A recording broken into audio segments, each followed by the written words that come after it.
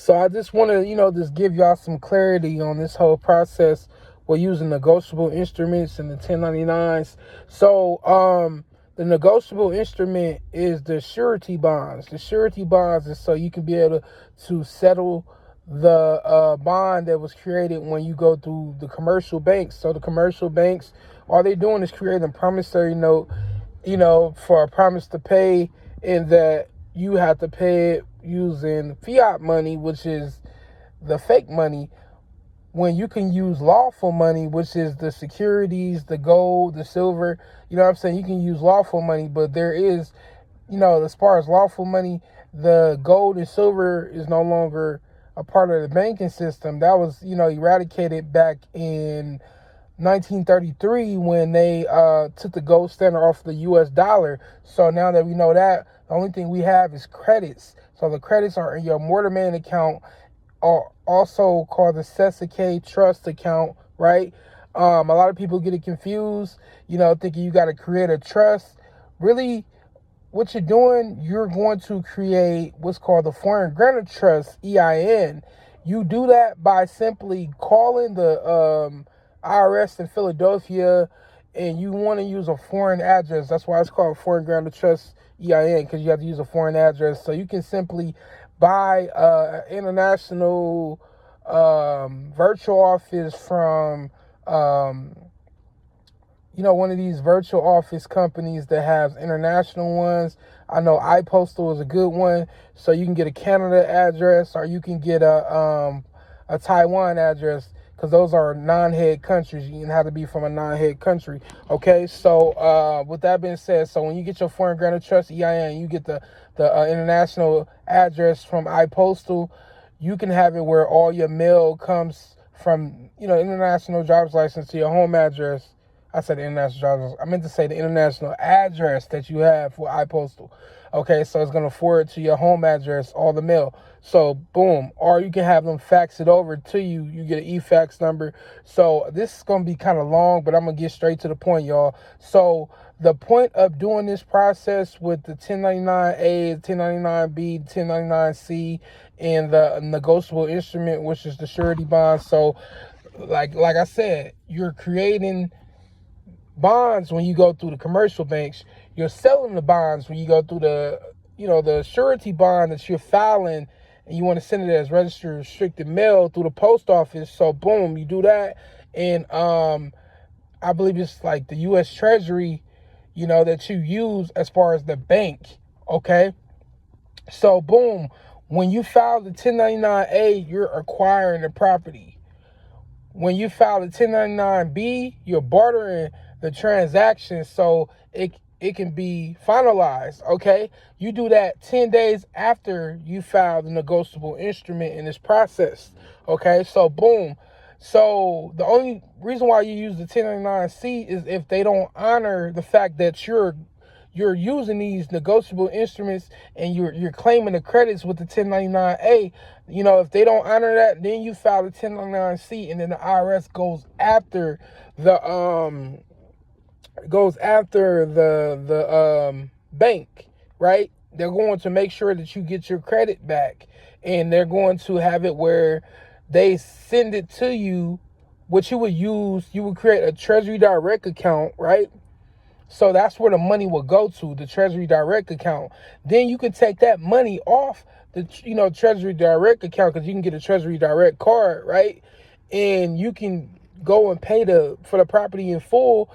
But you want to make sure when you purchase this property that you refuse all manufacturer warranties. The reason why is because with the manufacturer warranty is giving the manufacturer ownership over your property. You want to have full ownership, so you want to make sure there's no type of liens on the property. So you have to do it that way. Okay, so boom, you're doing that. And after you've done all this, you should have full ownership of your property. And you want to get your private plates for your vehicle. So that's where the private plate simply comes into play, because you need your estate EIN in your Foreign Grantor Trust EIN to use with the private place template. And I give you a free consultation to show you how to fill out the form and send it off. And the fact you got to send it off in certified mail to the risk management or the Credit Risk Management Federal Reserve Bank of Philadelphia, and then you send the other the second copy to I believe it's called the Secretary of Treasury in Washington D.C. You send them both that certified mail receipt. When you get the receipt back, you know that they processed it, or they have, you have them on notice. So you just want to follow up with them to make sure that they send you what you need, which is the private plates. I know a lot of people you can go through the U.S. dot, but I wouldn't do it that way, because that's kind of still creating a legal contract. You don't want a contract over your property. You want to have ownership of it. That's why you want to have the fiduciary, which is the individual banker that's over the estate in the foreign grantor trust. So that's the reason, that's the whole purpose of these EINs, because you want to give your power of attorney, which is your individual banker, say so of everything, like with the courts when you're creating contracts. So the individual banker, you don't want to create a contract with your social. But okay, you also have to fill out the what's it called, the F56 form. That's to give you fiduciary, your individual banker fiduciary power over, the estate in the foreign grantor trust to process the asset or the credits. Okay, so boom, you fill out the form 56. You put your social security number with dashes on the first one, and then you put the social security without dashes on the second one for the descendant. Okay, because that's the mortmain account. That's the account that can't dash. The one that can dash is the social security account. So there's two separate accounts, and people seem to get it wrong all the time, and it's just they go about it the wrong way, and they fill out the forms incorrectly. So they have a hard time with being able to get, what's the word I'm looking for? Remedy. So, you want to get remedy on all this. So it's just another thing, you have to fill out the 1099-V. So the 1099-V, you're not going to find on the IRS website.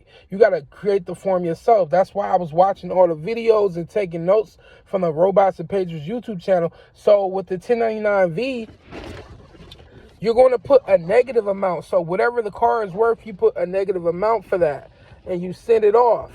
And then they have to send a positive amount. So if you're doing it for yourself instead of towards the dealership, you're doing it for yourself, you want to put a negative amount. So you let them know the account number to the Treasury Direct card that you're going to be using, that you have to set up when you set up the Treasury Direct account, because they're going to give you a card. So I hope that I made it somewhat clear to you guys, because this process is not easy. You got to study, do your proper due diligence. That's the only way you're going to be able to get remedy, because a lot of us are not familiar with this process. That's why you got to unlearn all the old bullshit that you've been on and learn new stuff like this to self-educate yourself, okay? So I'm going to leave it at that. I hope that you guys like and share and let other people know this whole process, and tell them to watch the Robots and Pages YouTube channel. There's so much content on there, and Patrick Devine was a true prophet. This man knew his stuff, and it's just you might not get it, you got to keep listening and keep taking notes, and then whatever you get out of it, you'll be able to understand it and overstand it more, okay? So yeah, I'll see y'all in the next video.